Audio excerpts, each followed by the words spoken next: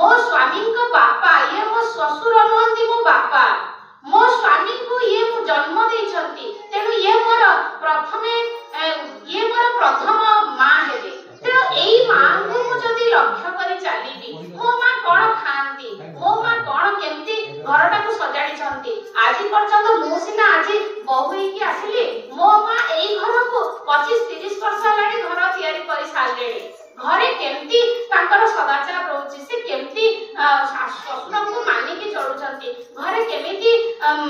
संवेदनशील होई छंती समस्ते एई सब जिनिस जदि गोटे बहु लक्ष्य करी चालिबो ताहे कोन हबो से निश्चय गोटे सुना बहुरे परिणत होई जिवो किंतु देखा जाउची काहा को आक्षेप करी कहूनी आपण माने केही भी खराब भाबिबेनी मो कथाटा को मो जहा माने समाज रे देखे एवं बही पढ़ी की जहा किछि ज्ञान अर्जन करिछि तारी भीतर किछि किछि सारांश कहूची